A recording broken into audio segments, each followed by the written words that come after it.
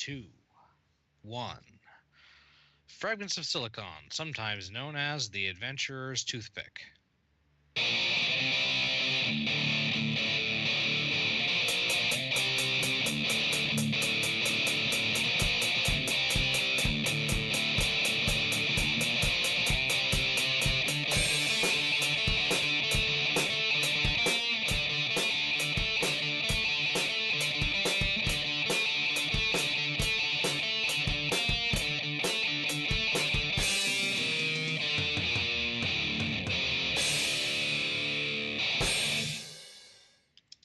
Okay, this show has never, ever been referred to as the Adventurer's Toothpick. And Surprise branding. yes. I just felt the need to clarify that. That's just something Galax invented right then and there. Oh, like everything else isn't. Yeah, but we've never used that before. So you can't really We've tell never people used that any of the things that I say before. Like, If people are taking my tagline seriously, then we have other problems. you never know. Like, you never know who might do that. So The terrifying thing, there might be a wiki somewhere. People would be looking for a more serious podcast called Ingots of Osmium. maybe you should quit while you're behind. I used that one. I stand by my statement. Anyway, welcome to another installment of Fragments of Silicon.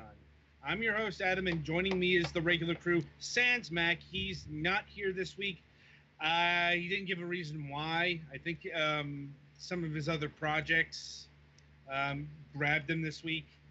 Like, seems like he's going to be here next week, though, given that he prodded for info for next week's show. Right, on that note, let's get to the news. Twilight, you start things off. Let's see now. The weather's been nice. It seemed like we finally got out of the fall, winterish like weather. So it's been nice and sunny. Finally getting hot out there. Finally getting hot here too. Let's see now. Work is going well. The road's not crumbling, thankfully.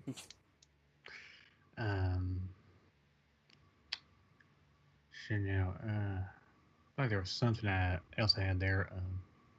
Anyway, in gaming news, I've just been playing the game that we have for this Sunday, and that's about it. Riveting as always. Let's see, Galax. Galax. Did he mute himself? Maybe. Sorry, I was muted, but I was also stammering like mad, so you didn't miss anything important. Take a shot. Everything's fairly ordinary around here this week. The game store that I play a trading card game at is changing around their schedule, so that's been a little bit frustrating because I need to figure out a new day where I'm going to do stuff, but it doesn't look like it should interfere with anything significant, hopefully. This week is working up to the second part of the 3-part Teenage Mutant Ninja Turtles Splatfest tournament in Splatoon 2, so I've been continuing to try to keep up with that, so that'll be interesting. Last week was Leonardo versus Raphael, and Raphael won. This week is Michelangelo versus Donatello, and then next week will be winner of this one versus Raphael, so I've actually been getting better at that game noticeably from actually playing consistently. And I haven't played the game that we're about to talk about this today for long, but hopefully, I mean, we're not going to review it because it's not done yet. So, but yeah, I will work on the games for this week later. So I think that's all. All right. Sorry, I'm a little bit fuzzy today. We noticed. You seem a bit dizzy. Never mind. Ogre, you're... Yeah, I got it.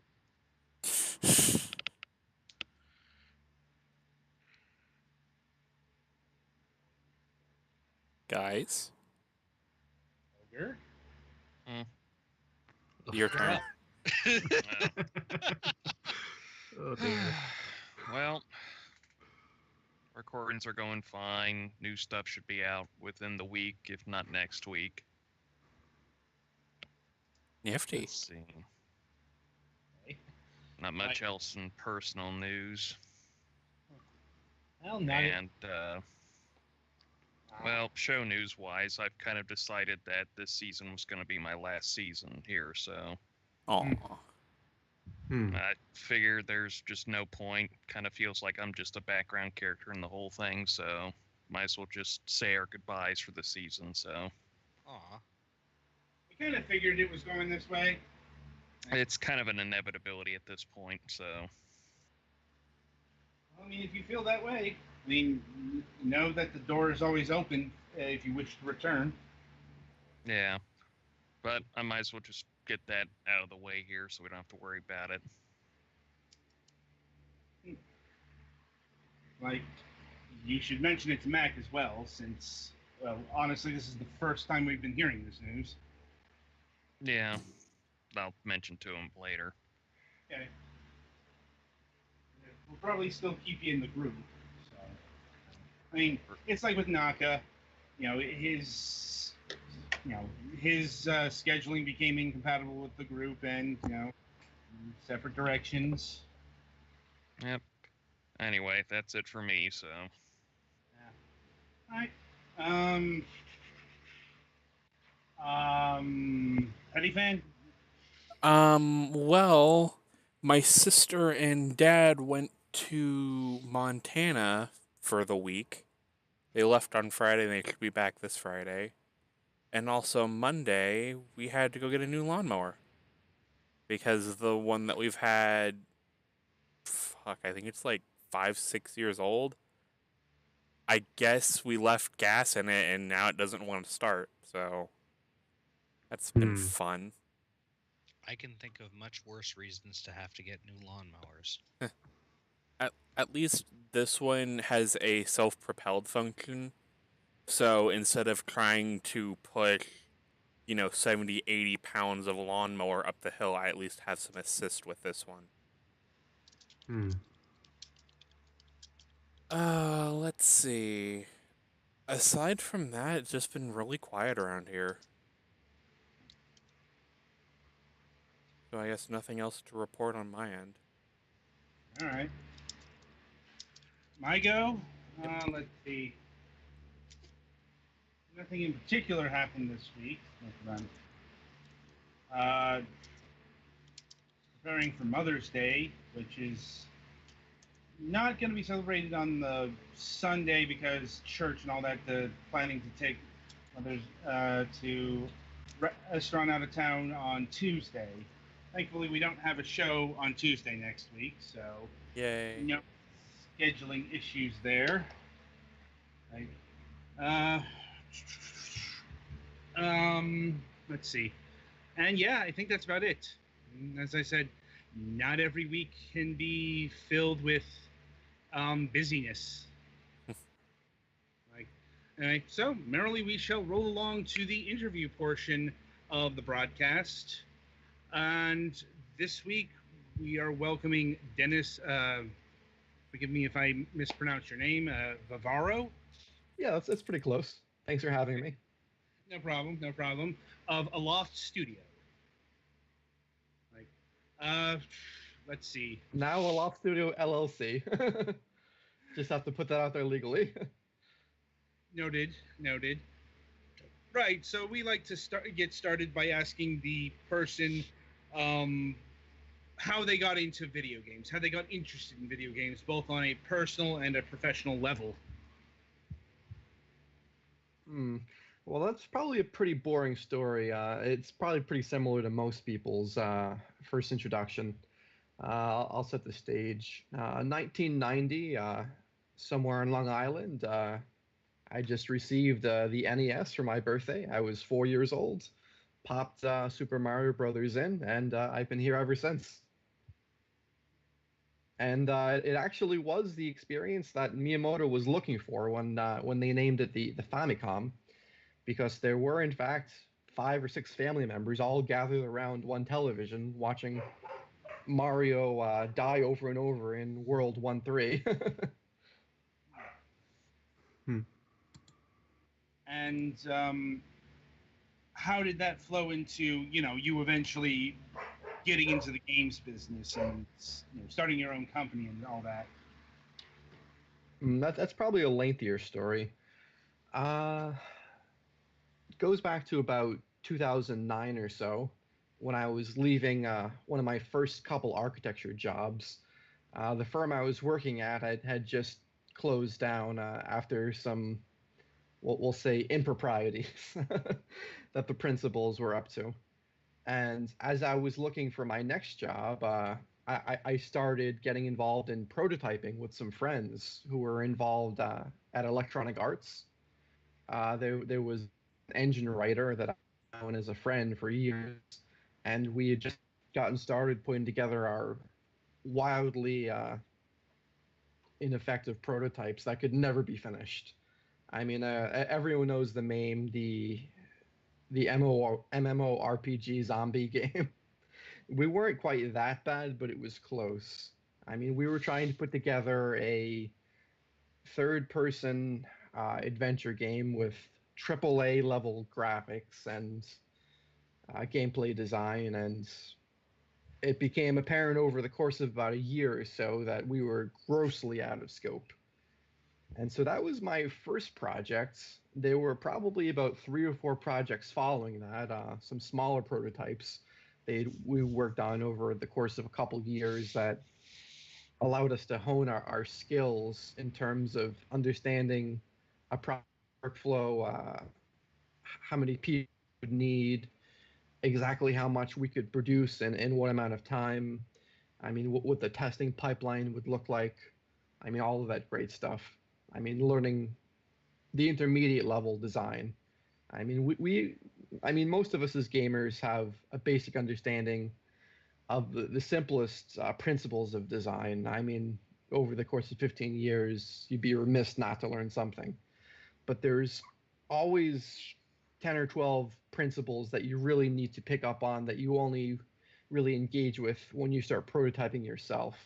And we needed about 3 or 4 years to really get our feet running with that.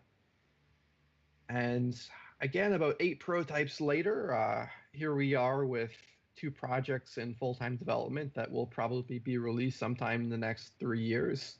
Hazelnut Bastille is our main project. It's an homage to the 16-bit era, both in terms of presentation, graphical style, audio style, design. I mean, it goes back to the classics of the Super Nintendo, most notably Super Mana, or Secret of Mana, sorry, Super Metroid, Chrono Cross, or Chrono Trigger rather, sorry, Link to the Past, Terranigma, and a few others. Yeah, I can definitely see that. I mean, I'm pretty sure that the game that's probably going to first come to mind when most people see it is, Link to the Past. Yeah, visually. Well, it plays a lot like Link to the Past. I think it actually looks more like Secret of Mana or Chrono Trigger. Yeah, I mean, it's kind of a hybrid. Uh-huh.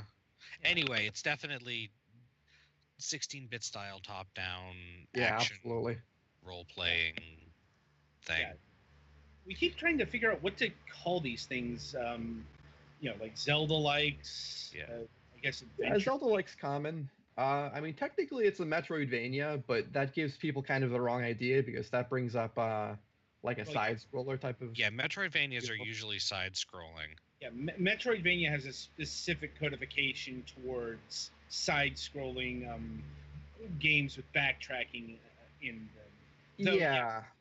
I know Nintendo Power called this genre adventure games, but that's taken. Yeah, fun fact though, the original Legend of Zelda is actually credited with being the first Metroidvania. Yeah.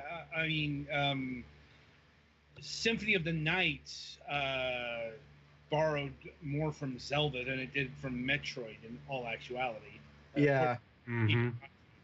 but yeah, it's like in terms of the Metroidvania formula, Mm-hmm.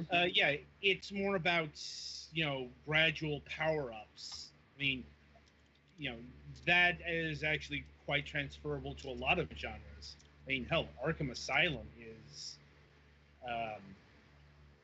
a Metroidvania along those lines. Mm-hmm. But yeah, that's what I would call it. I would call it a 16-bit Zelda-like with Metroidvania and JRPG elements. True, although it's definitely less Secret of Mana since there's, well, no stats from what I've seen so far. Yeah, that's all internal. It's all discrete. Gotcha. I mean, Secret of Mana's stats were explicit, but their implementation was very, okay, I guess that'll... This hat raises your intelligence, which I guess will make my magic do more damage. Mm-hmm. Secret of Mana was 1993, the very primitive primordia of action RPGs. So. Mm-hmm. Yeah, and fun fact, we actually have the Secret of Mana composer, Hiroki Kikuta, is joining us as a guest composer. Oh, that's cool, because the Secret of Mana had great music. Mm-hmm. Yeah. Although, oddly enough, the music, at least in the demo, reminded me more of Secret of Evermore than Mana. Yes. A lot of people are saying that. That and Secret of Gaia. Illusion of Gaia. Or Illusion of Gaia, sorry, yeah. Yeah, I can see that, or hear that. Which is interesting because, yeah, Secret of Evermore had a vastly different soundtrack than Secret of Mana. But anyway, so how'd you get the Secret of Mana composer? Well, we were looking for about a month and a half when we found our composer, Shannon Mason.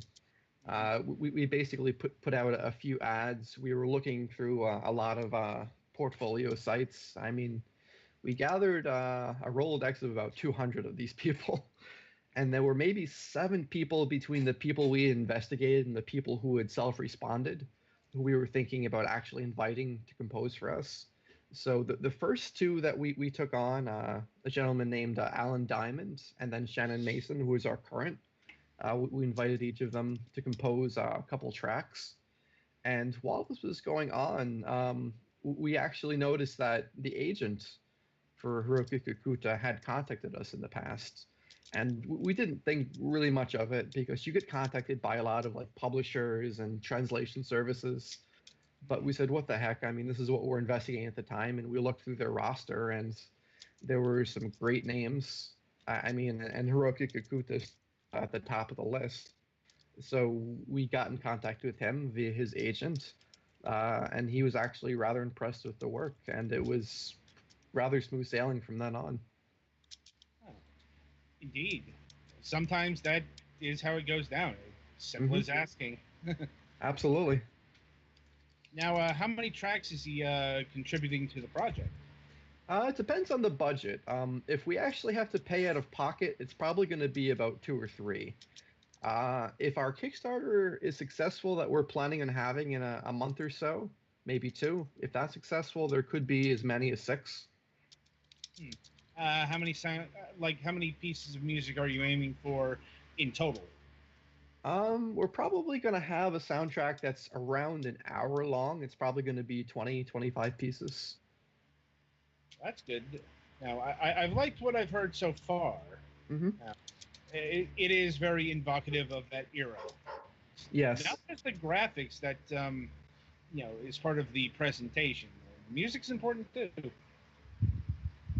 Now, I suppose getting into rationale, what exactly compelled you to make this, homage to the great 16-bit works? Well, we worked on a few pixel art prototypes in the past, but I mean, something that a few of us at the team have always believed is that there's a few incredible classics on the SNES. In particular, Link to the Past, Super Metroid, Chrono Trigger, again, all the ones you've listed, and Secret of Mana, but especially Link to the Past. I mean, the more you study that particular title, the more it comes out to be just an immaculate textbook of all of the best design practices. Sort of all crucibled out into one little package. And I mean, they only had about a year of pre-production before they started that piece. But it's just impeccable how many perfect design choices were made. And you start noticing when you start designing your own top-down that the more you deviate from the choices that particular title made in particular, the worse your presentation is for the wearer. I mean, it's kind of uncanny. I mean, there's this idea in philosophy, the contingent and the necessary. The necessary is that which could not be otherwise. The contingent is what happened to be, but could have been otherwise. And a lot of the design choices in Link to the Past are verging on the necessary in terms of if they were to be different, they could only be worse. I mean, that kind of sounds a bit glowing, I know. Maybe flattering, but it's the experience we've had so far.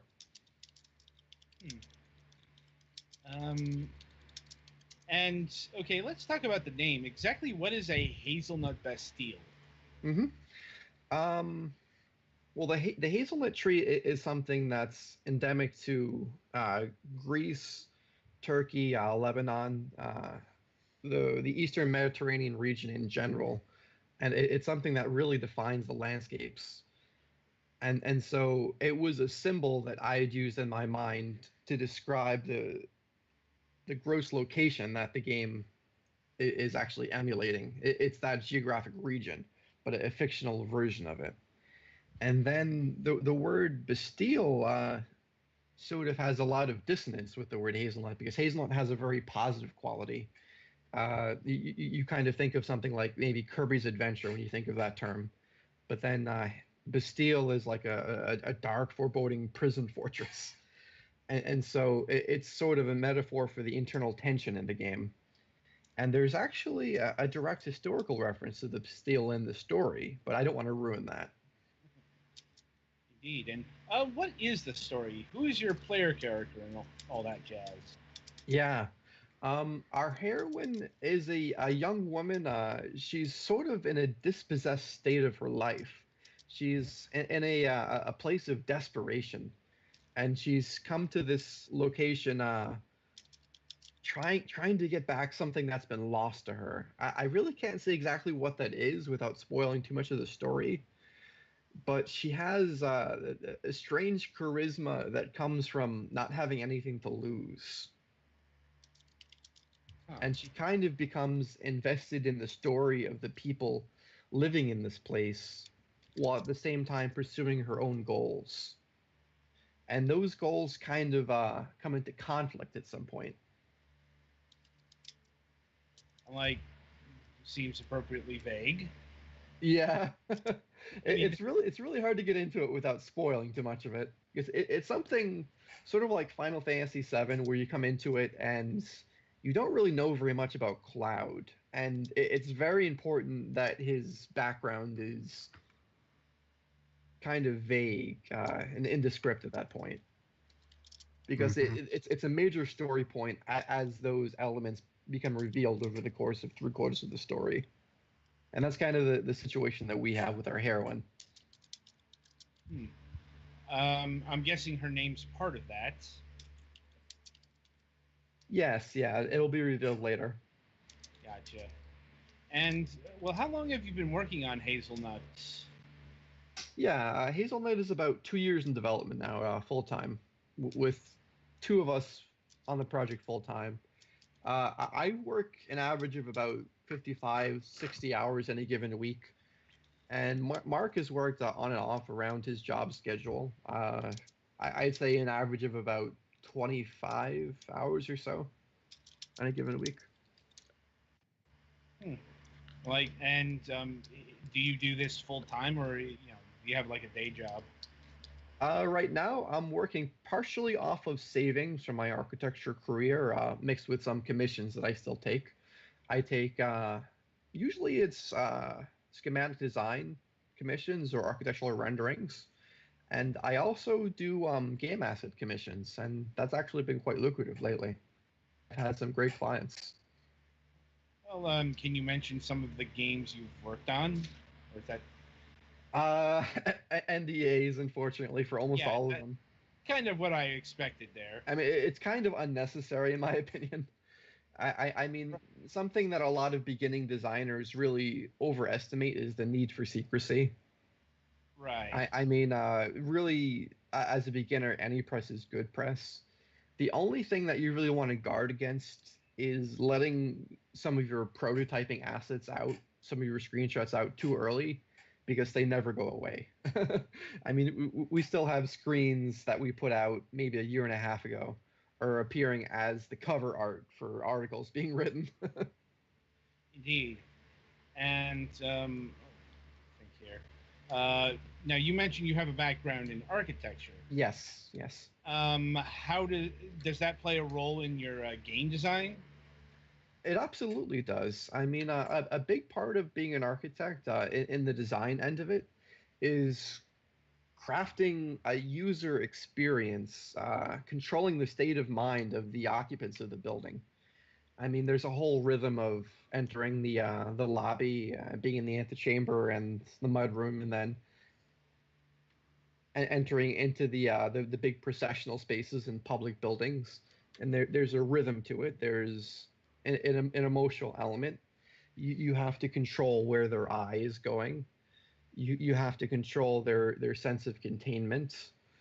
And that transfers very well into game design. It's almost the same concept, but with twice as many variables, where you're controlling the emotional state of the user by putting various symbols and graphical cues in their environment. You're putting visual pulls that draw their attention. You're creating situations which manipulate them emotionally. And maybe you want them to feel oppressed. Maybe you want them to feel in control. And you have to be aware of what your design is doing for their emotional state, how it's interacting with the psychological drives that led them to actually pick up your products in the beginning and continued playing it. So it's a lot of the same theory in a different form. Like, I've got to admit, I've never heard game design quantified in quite those terms. As psychological drives? Yeah. Oh, it's actually a pretty common way to describe it. I mean, are you familiar with the idea of like a Skinner box? Yeah. I mean, I'm talking about, yeah. I've definitely heard of the Skinner box. Yeah. I'm talking more. I mean, it's a big criticism games have received lately that they're basically just various shapes and colors of Skinner boxes. Well, and Skinner box is a specific type of game. We're talking that's the free-to-play mobile design more than anything else. Like anything that's really designed to hit the addictive nerve centers, so you put more money into the ecosystem. Well, yes and no. I mean, because at the same time, you have to manipulate the psychological drives of the user to keep them playing, right, regardless of your monetization model. Yeah, I get that. I'm just saying, you know, the specific Skinner box thing I've heard in conjunction with mobile games mostly. But yeah, it's like it's specifically talking about a psychological experiment about pushing a button to receive reward, basically. Yeah, and the sort of schedule you keep the user on to keep them most engaged with wanting that reward. Mm-hmm. And yeah, that's it's seen most sharply in that monetization model, but it's present throughout all of design. Right, like gameplay loops and the like. Mm-hmm. But yeah, people don't usually bring that up as much in non abusive of the consumer contexts. It's kind of a morbid idea, honestly. Well, yeah, it's not brought up because the Skinner box usually has a negative connotation. Yeah, very. Even though you're taking the cognitive element of the user out of it. Mm-hmm. Anyway, so how do you go about designing the puzzles for this game? Mm-hmm. So the way you think about that, it's similar to the way you design the dungeons, because again, this is Zelda-like, so that's an appropriate term. You start out with a list of concepts that you need the player to learn, and getting dungeons, they're just basics of how to play the game. I mean, how to navigate spaces, exactly what the rhythm for attacking is like, how to avoid being hit. And so you create this list of concepts like that. And then on top of that basic list, you have a list of puzzle mechanics that you introduce over time as well. So, for instance, we have this idea, the manifester, which creates cubes in the gameplay space, and that has 5 or 6 different uses. But in order for that to become a relevant gameplay mechanic, the player has to become acquainted with those uses. So you have to put them in a sequence of events where they're forced to come into contact with that one particular mechanic, sort of in the most isolated environment possible. And you want to put them in like a low risk situation, so they're not in danger of getting hurt while they're learning this mechanic. And that's something pretty central to Super Metroid as well. They put you in these situations a lot of times where when you get a new item, you can't progress until you've demonstrated you understand the most basic feature of that item. And then Grumble, grumble, Edikun pit grumble. Yeah. And then the next experience you put the player into is a situation of reinforcement, where there's a risk to them, usually in the form of health or backtracking, if they demonstrate they don't understand the mechanic fully. And so you put them through this loop a few times of reinforcement, and until you've basically guaranteed they understand the concept. And then later on, you have the final test, which is where usually they have to demonstrate they understand the concepts without thinking about it, or they die. Usually, and that's the form of a boss. And the puzzles are an extension of that, where you introduce one concept at a time in isolation, and then you take these simple concepts that you've guaranteed they've learned, and you assemble them into a complex tapestry of 3 or 4 mechanics interplaying at once. And a lot of our puzzles are what you call a sequential logic puzzle. So you have to visualize the whole solution in your mind, and you have to understand 5 or 6 steps, and you have to solve the puzzle in your mind before you hit the start button in a lot of these cases. And that's kind of the test that we have. Neat. And what kind of items can the player expect in terms of secondary equipment? We have about 8 or 9 different dungeon items. Usually they have both combat and puzzle applications. So, for instance, we have an item called the Splitter, and what that item does is it splits 2 different projectiles that go off in 45 degrees to the user, and they ricochet off of any surface they hit. They'll do that for about 5 minutes.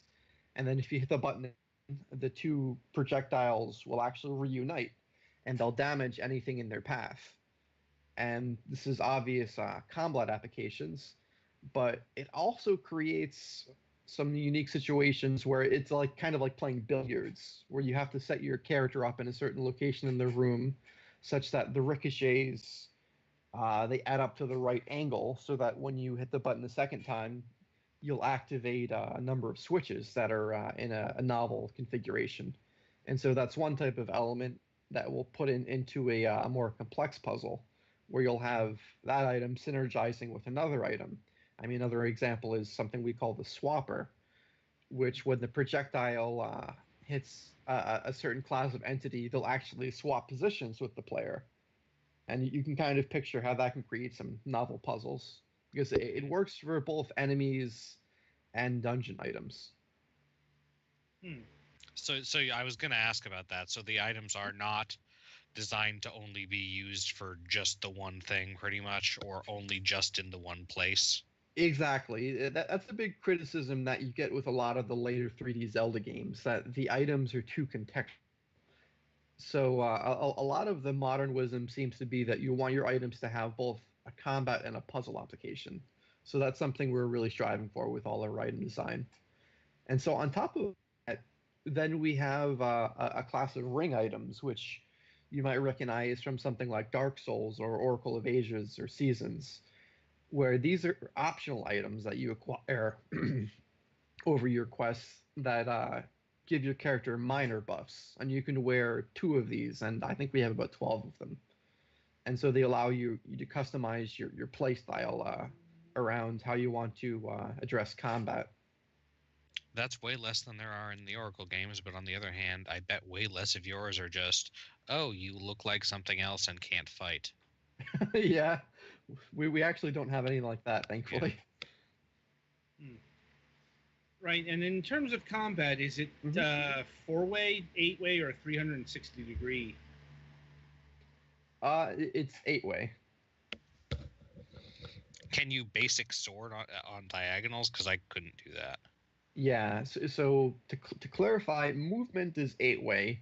Your player character has 8-way movement. Enemies have either 4 or 8-way movement usually, but your basic attacks are all aligned with the 4 cardinal directions. This is So some of the most... no diagonal attacking unless... And I noticed your basic weapon is just a stab like in The Legend of Zelda 1 rather than a swipe like it is in most of the later ones. Does it stay that way if you get a better sword, or because I know you have a spin attack for angly things, but I was just curious as to if there was a arc attack. There actually is an arc attack. And the idea behind that, the reason why the thrust is the most basic attack is the angled slash has clear advantages where it allows you to attack something that you are not vertically or horizontally aligned with. And that sounds like a minor thing, but it's one of the biggest distinctions between the original Legend of Zelda and Link to the Past. And that the Legend of Zelda's character controller is one of the defining elements. I mean, for instance, you think of the Snake character, they call it the rope, I think. And the big thing with that is that because your character has to be aligned with him in order to attack him, but he also has a charge, it creates this unique dynamic where you have to be usually about half a tile off to be safe with him.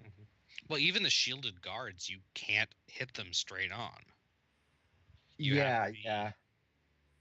A little bit off. And the original Legend of Zelda actually has a half tile snap. A lot of people don't notice it because when you're moving in a single rank or a single column, you actually have an increment of about a pixel or two that you can move. But then what happens is that when you change from a row to a column, your character snaps to the half tile. And this is an element they used to control their collision situations and keep their collision simple. And it actually creates a lot of novel situations when you're navigating around enemies, especially the knight character, the Dark Knight, the one you're talking about. And it's one of the major distinctions between the original Legend of Zelda and Link to the Past. Speedrunners love to abuse that, basically get out of combat. Yeah. Now, in terms of Hazelnut, are you going to have a dash feature like the Pegasus boots? Currently, we have a run feature, and that can end in a thrust move that we call the flash step. Basically, it's sort of like a short teleport of 4 or 5 tiles, and it's both a combat move and a puzzle move, as well as navigation. Yeah, is that in the current demo that we've got showing here? Because that wasn't in like the earlier demo. Yeah, it's not in the earlier one, but I saw Yeah. Penny doing it earlier. Yeah. It's in the May, Right. which is one. Yeah, a bit of background information.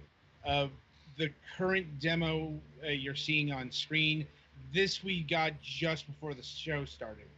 The one we played, before a few days ago, was an earlier build, about a year beforehand. So. Yeah, that was version 4.1 or something, and this is version 5 something. So. Yeah. So we have an idea of how it plays, but it's a thing being a year out of date, certain elements just weren't there. Yes, I definitely remember thinking I needed a dash feature in the demo. Now, the demo currently has pretty mappable controls. Is that's going to be a feature in the final version too? Yes. Yeah. Okay, we have everything keybound. Because I definitely can feel some people wanting to switch around what button does dash or what button does basic sword or something. So you're playing live here in the stream? Yes. Yeah. Yeah, it just got a little window in the corner of the thing. Yeah, I see. Yeah. Now I have a question. Will there be like, say, someone wants to play with like a USB NES controller? Would they have the option to do that, or is this only analog movement? You can actually use a D-pad, and you can actually bind it to your controller. It should be doing that by default, but it's not recognizing a few configurations right now. I So think you can go into the I have that keybinder. problem a lot of times with my PS4 controller. Mm-hmm. So, like, they just don't want to recognize the D-pad, so I think that might just be what's like how Steam has it set up. Mm-hmm. I just use Steam to configure it, so that might be part of the reason. Although just an NES controller does not have quite enough buttons. SNES. Oh, okay. That Yeah. one does. Yes. Yeah, I was going to point that out. I think you could play it on an SNES controller. Yeah. Because they make like Jeff, little box. Are you using the shoulder buttons and triggers now? We use the two shoulder buttons, and we avoid the triggers for the reason that on a lot of controllers, they're not a button, they're an axis. And that can cause a lot of input problems. Yeah. Fair enough.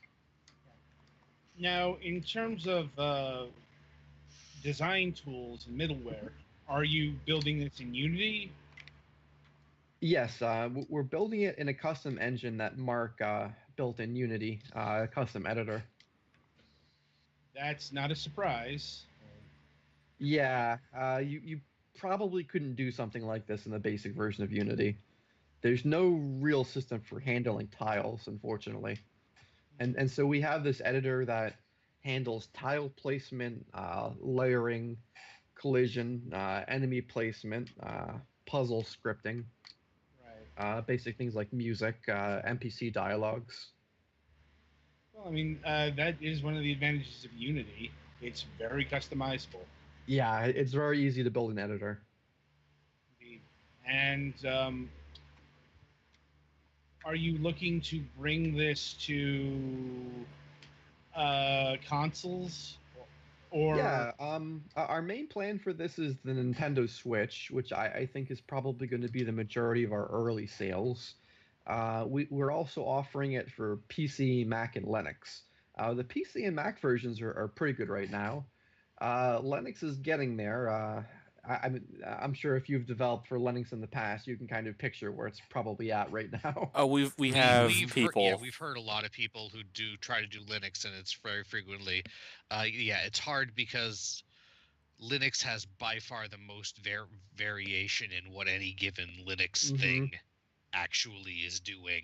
Yeah, there's so many different standard builds. And the other issue is that when you're debugging for Linux, you're never really sure if it's your error or if it's something on the user side. Whereas with PC, it's a lot easier to isolate. And it's like also with Linux, there's no grand unifier like DirectX. Like they might have OpenGL, they might not. Yeah. So we've announced our intention to release for the Switch. The last step is that we need to apply to Nintendo of America for acceptance into their roster, and then we'll be granted access to the dev kit. It definitely looks like a game that would be fun on the Switch. Yeah, I mean, Nintendo is kind of famous for being arbitrary in a lot of their dictums. I mean, they can reject a game for any number of random reasons that they won't specify in the spot. But based upon similar titles that have been published on the Switch, this looks like something they'll probably go for. And we're hoping, because I think we'll have good sales there.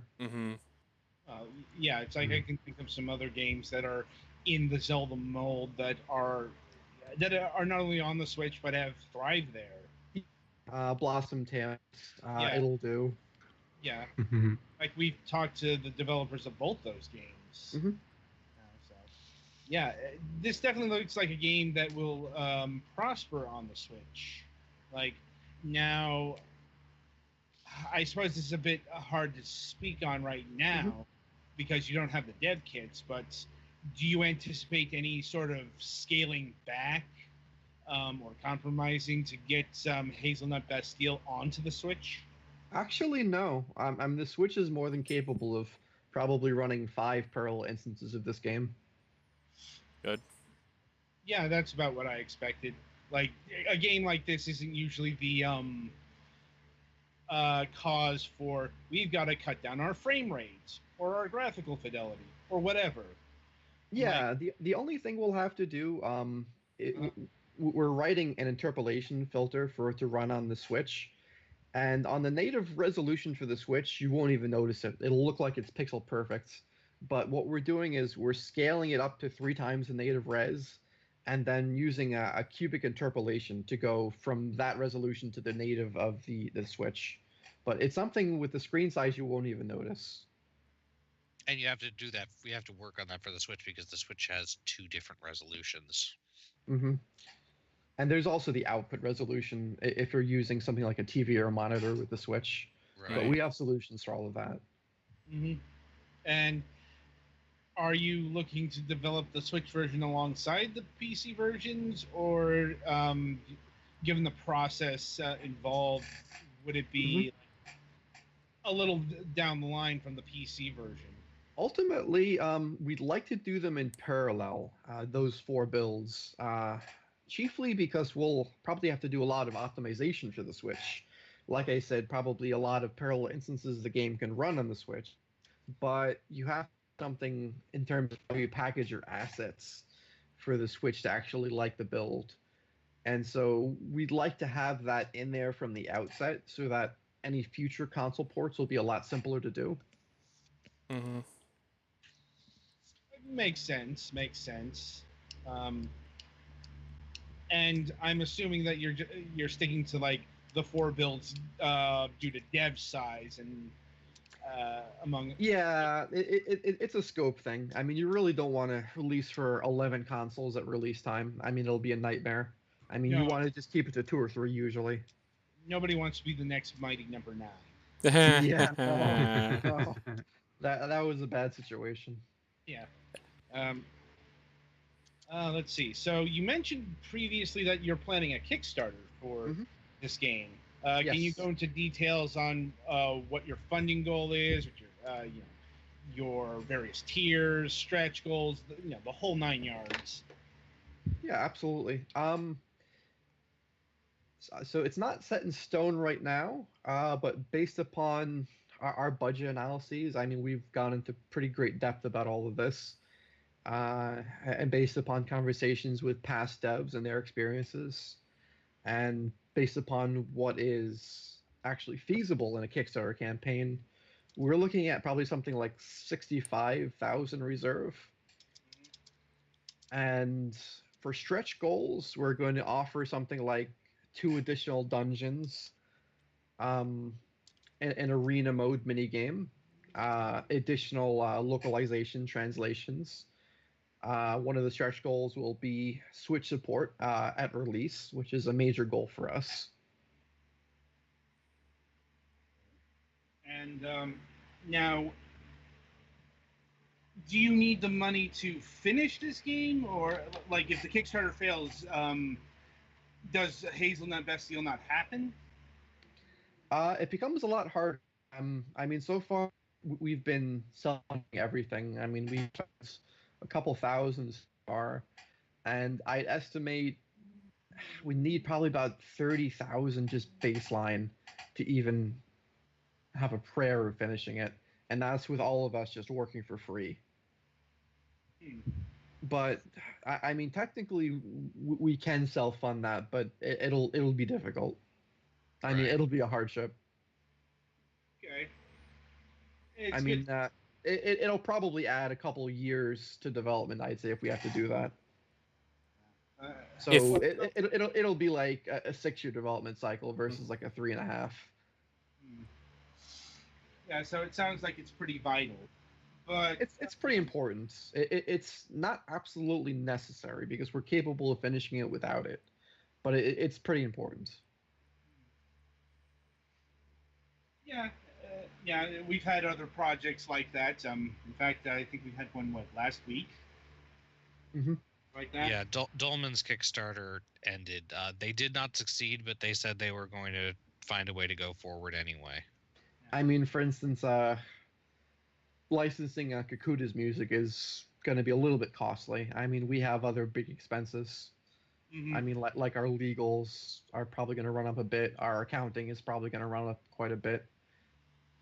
Yeah, yeah. The trials and tribulations of the indie developer.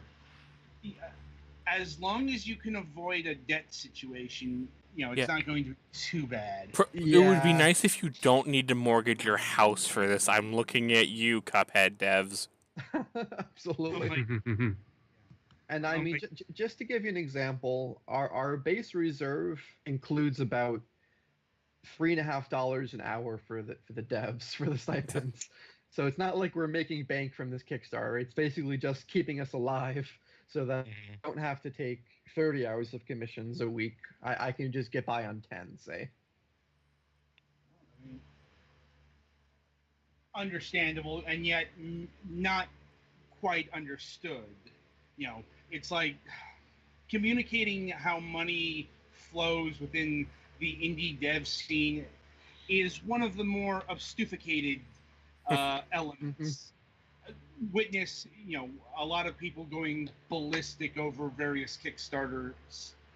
You know, um, Yeah, I mean, you see the Kickstarter takes an 80,000, and some of the users are picturing an $80,000 check going into their bank account, and it's not quite that. Yeah, I forget what game it was. It might have been Ukulele or something, but anyway, Mhm. there was one Kickstarter, a big Kickstarter that had, or a fairly big Kickstarter that had in there, the first two frequently asked questions were they put it this way intentionally. Really, that amount? That sounds like kind of a lot. And then the second one was that amount? That doesn't seem like enough, or Mhm. the other way around. And just So because I it's can really actually, hard to picture how much money that some, and it depends on where stuff is before the Mhm. sales even, or before the Kickstarter even goes live too. Yeah, to give you an idea of how our budget breaks down, for the base reserve, the 65,000, you'd be looking at Amazon paying Kickstarter fees of about $5,000, $6,000. You'd have a tax liability of about $6,000, which a lot of that can actually be avoided with the LLC business structure because it's what's called a through corporation, Hmm. where the money doesn't get taxed at that level, it gets taxed at the level of the managing member's income taxes when you do a disbursement. And Ah, then our music, we're budgeting about 10,000 to 13,000 for Q&A, licensing for anything we need. We're budgeting about 3,000 for our hosting and backups, web services about 1,200. Business, legal, accounting about 2,000 for the lifetime of the project, which honestly might be an underestimate because we're probably going to have to do a few self audits. Physical rewards, we're offering a physical copy of the game, both for the Switch and the PC Mac Linux build. So that's kind of fun. oh, And you're committing to that right off? yep. And we're budgeting about 2,500 for that. I'm like, are you working with a partner on the physical edition? I think the one we're going with is called Limited Run. Oh Yeah, we've talked to them. yeah. Mhm. In fact, we're trying to get them back on the show. It's just Fun. that keeps getting delayed for one reason or another. But yeah, Mhm. we know limited run. Hmm. They're good. They're good peoples. Hmm. Yeah, it seems like it. But there's quite a few um, limited run style type physical releasers these days. Mhm. Like there's Sweet Echo, there's Nicholas, there's a company called, I'm trying to think, Graybox. Yeah, Mhm. there's quite a few of them these days. Yeah. Actually, So then, Yeah. go ahead. Which is actually interesting since honestly we're getting more physical goods now than we were a few years ago. Well, because And- I think it's because they realized before they were all, oh man, it's so convenient to go all digital for consumers who don't have stuff.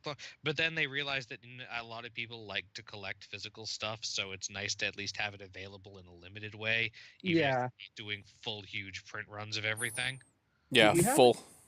we haven't committed to anything other than the physical copy so far, but we're thinking about maybe having figurines available. I mean, maybe a poster. I mean, it might be worth doing a survey to see what our users are most interested in. Well, Mhm. even then, just having a box in like on a shelf can be nice. A box that the game can fit in. Looking at you, Mighty Number 9. What happened with them? They're That the boxes were like Japanese style. It wasn't the game; it was the manual. Mhm. They had Japanese proportioned manuals and Oh, English proportioned boxes, and oh the no. NES and Famicom had very different size packaging. Mm-hmm. That's actually something. I mean, with the Switch in particular, the box that the game comes in is rather tall. Yeah, So it's a when you're planning out slightly your box, unique size. yeah, when you're planning box art, you have to take that particular aspect ratio into account for everything. Mhm. Indeed. And in terms of physical goods, is that limited to North America, or is like Europe in the mix as well? Yeah, we're thinking about North America, Europe, probably Japan, South Korea. Like, I suppose it's handy that you've got a distributor to help you with that because, international shipping and physical goods with Kickstarter is dangerous. we've Yeah. literally seen ones go bankrupt because they didn't plan that out. Yeah, I'm like, it's a lot more expensive than a lot of people thought it was. So. Mm-hmm. Yeah, fun fact, you can't flat rate $5 ship something to Australia or something. Oh God, no.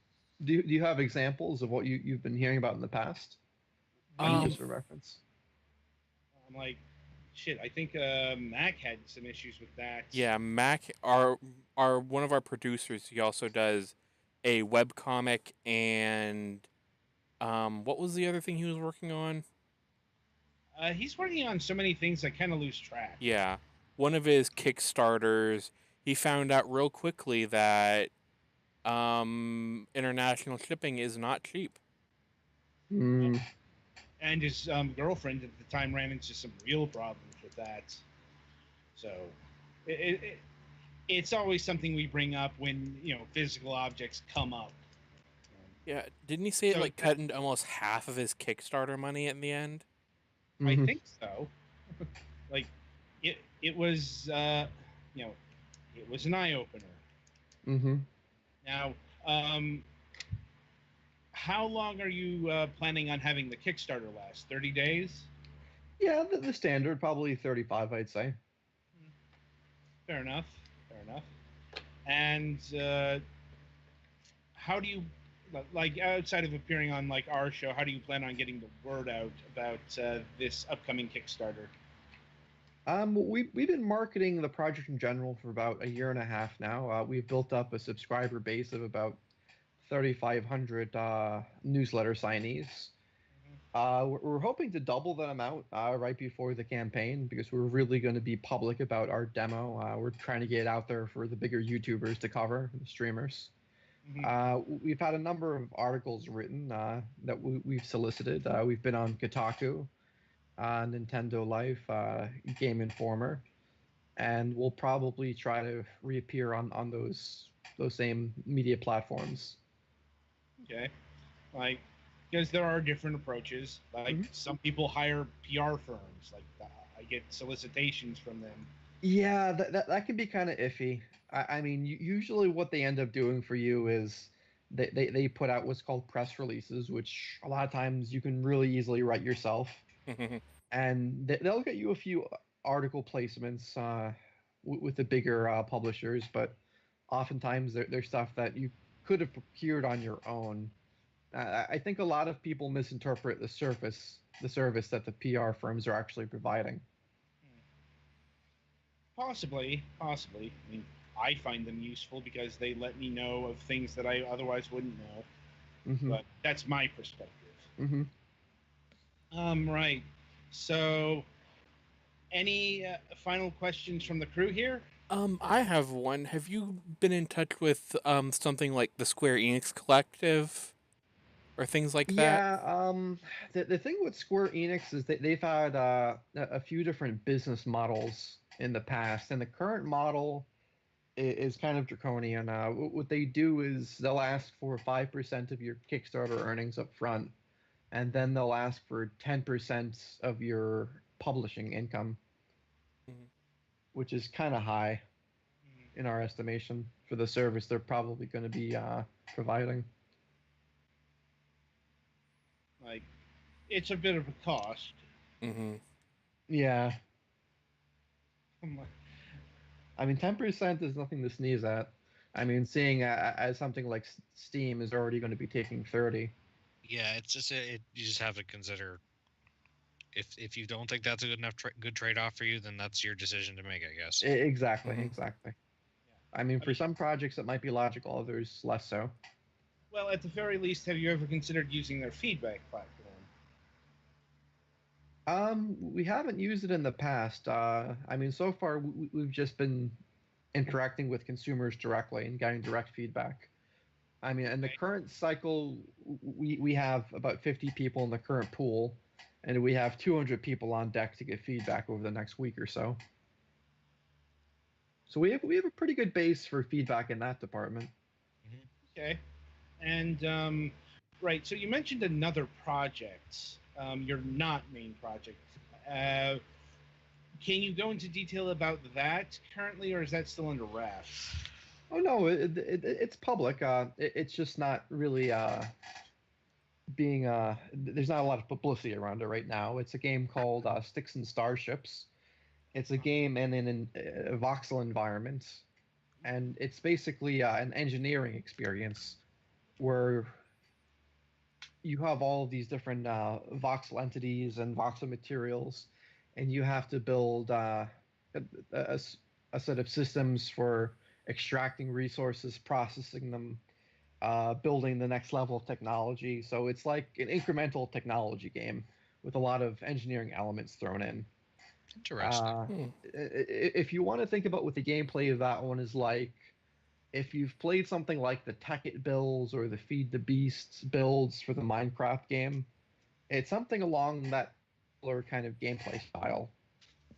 And it's something that there's, I think, a big underserved audience for that. There's no real title that's meeting that niche right now. But the flip side of that is that it's a pretty hefty build that we underestimated the scope of when we first took on that project in 2014, 2013. I mean, for instance, the person at the head of that is someone who was involved with engine writing at Electronic Arts, and he wanted to take on a game where he got to write his own engine, and that's how this one's going. It's pretty involved in terms of memory management and garbage collection. I mean, it's all in C++, and there's all sorts of different optimizations you have to do for something like this. I mean, your frustum calling, which is like where you call everything that's not in the screen. Then you have interior calling, which is where you call out triangles and vertices that would be interior to another model at the time for that frame. And then you have occlusion calling, which is like there's something behind a mountain, so you don't have to actually render that. And so you But have the all of game these still needs to different... know what's there and whatnot. Exactly, yeah. But that's not really a big deal so much as just the cost of rendering it on your GPU. Mm-hmm. And then for something like that, I mean, there's procedural generation, which is another development cost, and then there's the networking cost. So, I mean, all of those elements together are kind of red flags for a beginner project. Yep. So, I mean, that was something that was slow going, and we had always kind of planned it that way. And so, in the meantime, while that one's being developed, we have our relatively fast compared to that one to develop project here, which is just a traditional top down with almost nothing in the way of animation for the... So it's just a run through, no roadblocks. Mm-hmm. And it was started 2 years later, but will probably be finished before that other project, for reference. Sounds like it. I mean, given just what you're developing, it sounds a lot more ambitious than the 16-bit sprite game. It is in every sense of the word. I mean, it's actually just on the brink of what's possible for a small team to accomplish. But you're looking at a lot of ideals there in the dev cycle. Like, for instance, no one has a major life event where they can't work for a year, something like that. And so it's something that we have on the back burner in long-term development. And why did you select voxels?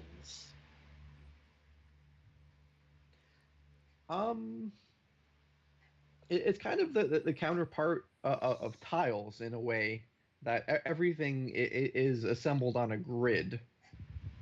It allows you to use the grid as a design element, if that makes sense. Yeah, voxels was an interesting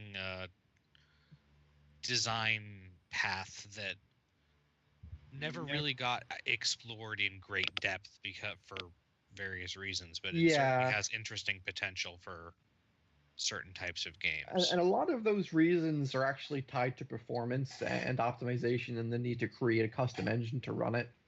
I mean, for instance, when Minecraft first entered into the scene in 2009 or so, I mean, people were kind of thrown aback by the actual performance requirements for running it. This is just a simple game of cubes. What the hell? Why is my computer running so slow? Yeah. Well, you see, it's a lot of cubes. Yeah, it's a lot of cubes, a lot of vertices, a lot of game objects to keep track of. And it's actually creating the world in real time while you play. It's a lot of stuff. That's actually overhead. All right. So, any other questions? Just one. I might have missed this, but do you have a timeline for when the Kickstarter for Hazelnut Bastille is going up?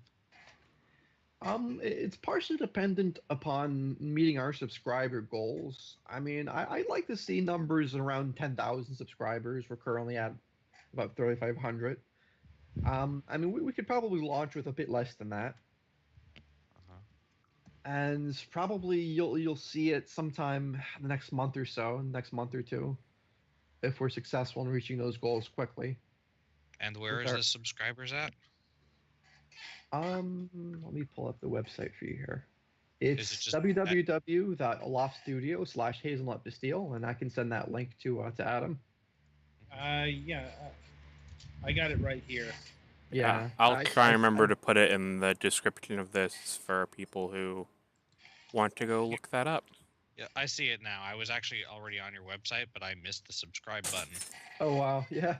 Well, a fun fact is we actually have a second subscribe page where if you're using the demo at the time, one of our options is a direct link to that page. And it's literally the most blatant landing page you'll ever see, where literally a third of the screen is just the subscribe button. I could send you that as an example if you wanted to see that. All right, then. Dennis, I'd like to thank you for taking time out of your schedule to be with us tonight. Absolutely. The game is Hazelnut Bastille. Be sure to look out for Kickstarter next month. In the meantime, you can go on their website, subscribe to their newsletter, and get the demo. All right, Petty Fan, play us to the next section.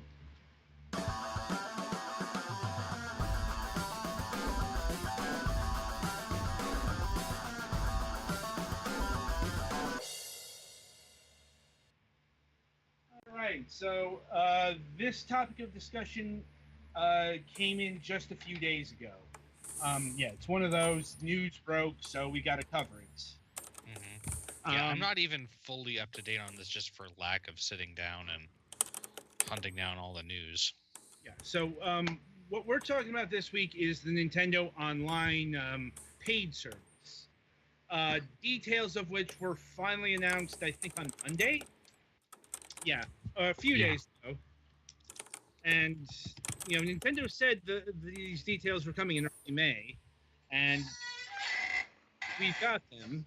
So now it's time to go over them because there's actually quite a bit to unpack here. It's like, so first of all, pricing has been announced. Several tiers, cheaper than your Xbox or PlayStation membership, but there's kind of a reason for that. What they're offering versus what, say, Sony and Microsoft are offering. Mhm. See, yeah, like I believe a yearly Microsoft subscription plan is what, $60? Something like that. It's like I don't know, how much is a Sony? I was just looking at. I think it's like $59.99 or something like that. Yeah, and there's a reason for that. It's because not only do you get to pay for the basic stuff that will always seem absurd to me because I'm on the PC, and you know what? We got that shit for free. But anyway, outside of paying for online and I guess cloud saves, I'm not that's actually kind of a sticking point here. But outside of all that stuff, get with a paid online subscription to the other console makers are games and television shows and a lot of extra perks. PS Plus gives you free games every month. You also get discounts in the PlayStation Network. And Nintendo seeks to match that, but kind of a tier or two below that. Mm-hmm. Yeah, they're doing basically classic game Netflix.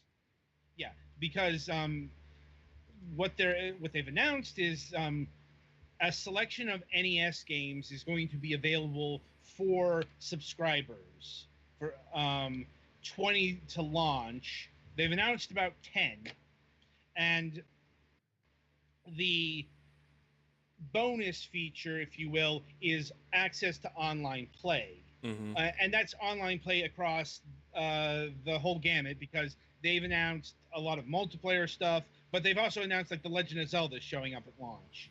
And how they're doing that is, kind of couch co-op without the couch. It's like one player hands it off to another. Yeah. They it's interesting because a lot of these games, none of these games were designed with the internet in mind. Most of them probably weren't even designed with multiplayer in mind, but they have like spectating and past the controller modes and stuff for the games that aren't. Well, certainly some of them had multiplayer, yeah, like some soccer or tennis, that kind of deal. Hell, even the Super Mario Brothers games have multiplayer in them. And do you think this could at all be related to the limited rosters and the limited runs of the SNES Classic Minis?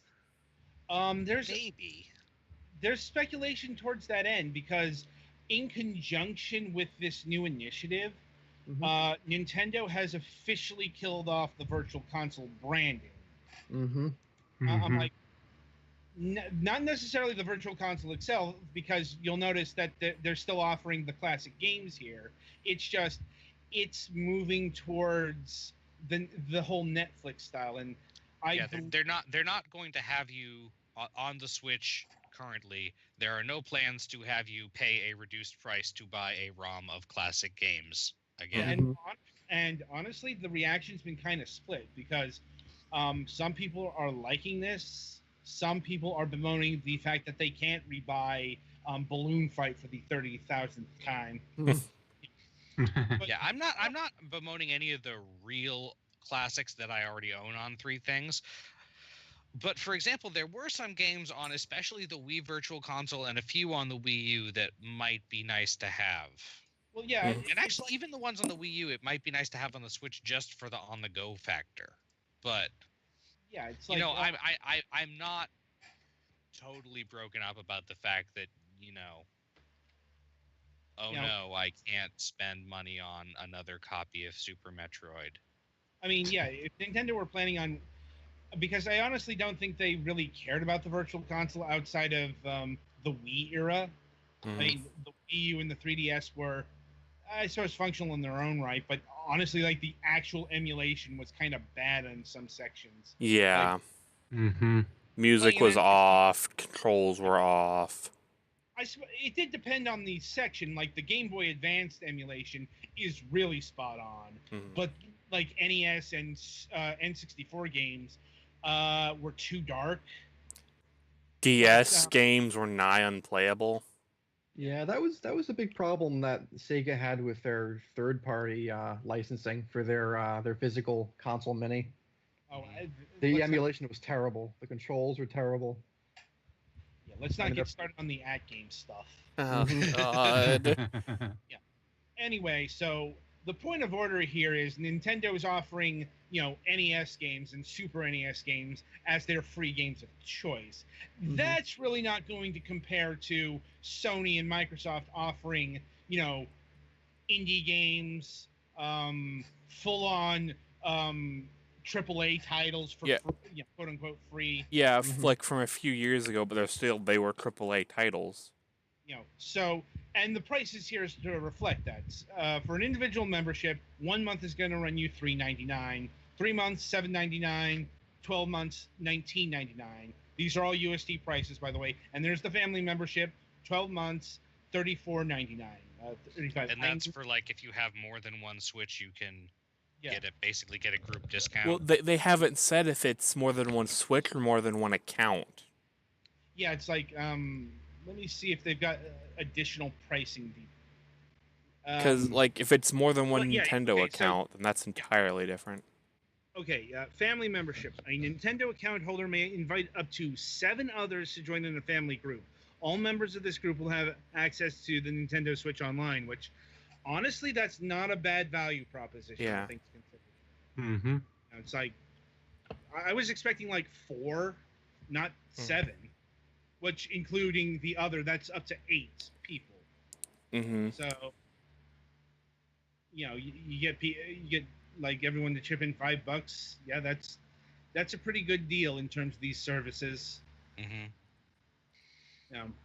And yeah, the other things that are being offered in the online is the online play.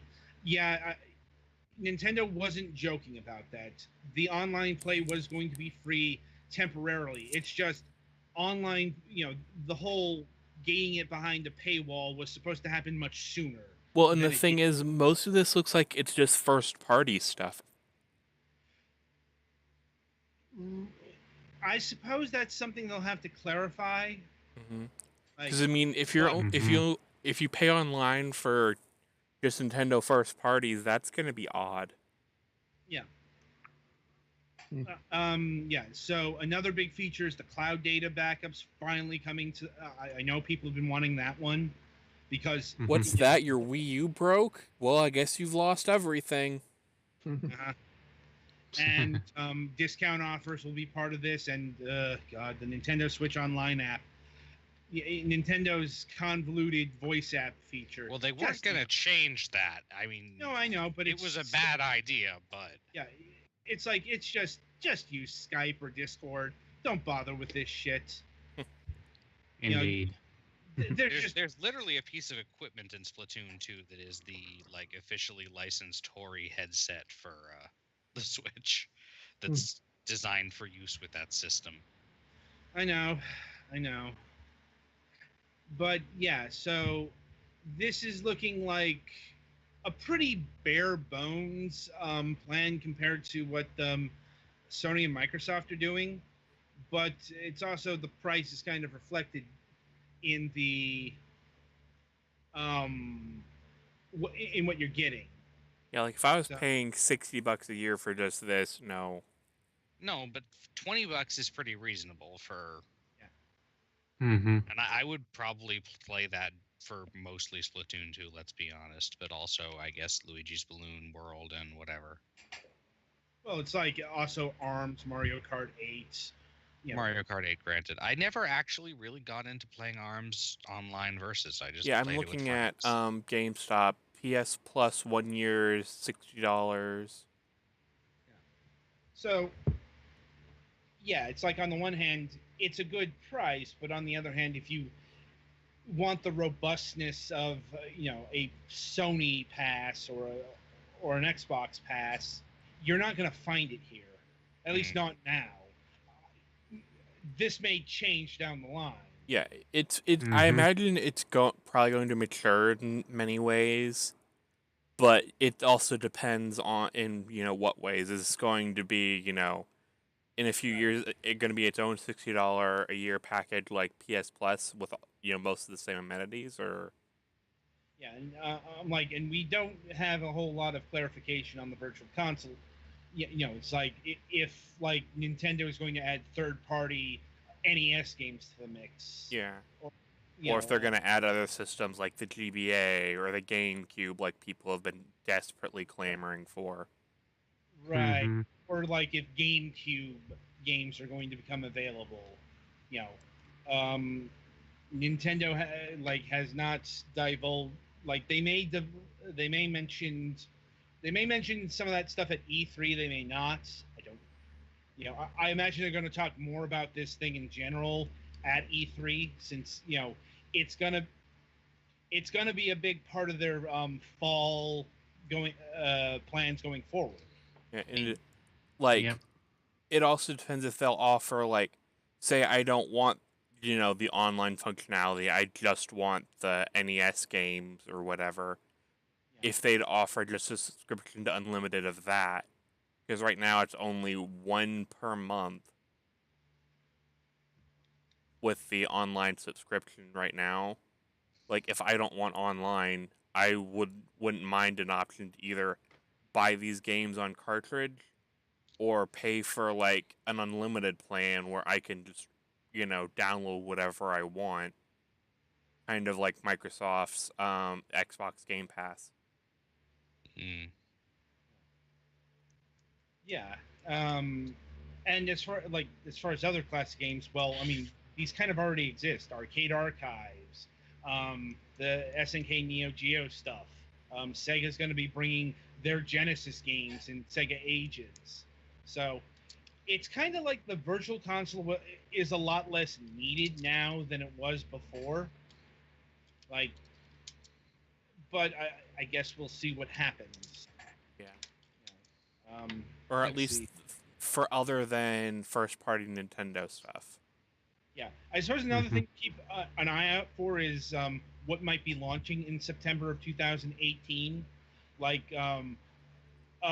This is just pure speculation on my part, but I could see Super Smash Brothers Switch, or maybe Pokemon Switch, Fire Emblem Switch, one of the heavy hitters launching in September 2018, because this is the month that Nintendo has designated will be the launch of the paid online service. Yeah, and Smash is definitely popular online, even if I again prefer to play local. It also depends what they're going to do with Pokemon, because people are going to be real pissed if they have to pay online to even trade. Yeah, so we're going to see how things play out in that regard. But if you want to play Splatoon 2 online, for free, you can still do so at this particular moment in time. It's just in about 6 months that option's going away. And Nintendo has been upfront with that. So I think it kind of sucks. I would have personally preferred this be more priority lobbies, at least for the games that already were free. And if it goes over bad enough, maybe they'll do that, but I don't mind paying at least a little. Yeah, it's at the very least the online service should get better. Hopefully, yeah. Yeah. Well, otherwise, why are you paying for it? Yeah, that's kind of the big question here. If they're gonna get better servers and the online experience is better, then that's fine. But if they're just kind of taking the money and putting it in their pocket, then that was part of the promise for the reason they were doing this, is to cover dedicated servers and stuff. So I think. Yeah. I could be misremembered. Yeah. Quite a bit of detail here. Kind of still on edge about it, because the words Nintendo and online haven't exactly meshed well in the past. Nope. Yeah, I mean, the Switch's online currently is actually pretty serviceable, all things considered. But yeah, they have had a long history of very mixed at best online services. All right, then. I think that'll about do it for this topic. Yep. So, and indeed, this installment of Fragments of Silicon. So, the week ahead. Let me see. Nothing on Friday. Coming up on Sunday, we have 2 reviews. We're reviewing Octahedron, which we did a interview with not too long ago. Oh wow, fun. Yeah, it's really good. Not too often I get to play a Twitch platformer in the indie scene. Let's see, and The Thin Silence, which is kind of the diametric opposite of Octahedron in both terms of tones and style and everything. It's a platformer, but it's a very slow-paced, deliberate, narrative-driven puzzle platformer that centers on some very dark themes. There's a headspace warning in this. Octahedron has an epilepsy warning. Those are pretty opposite, although not always the initial way you think about it. Yeah. I believe I'm the only one who got The Thin Silence, and everyone should have gotten Octahedron. And let me see. Coming up next week.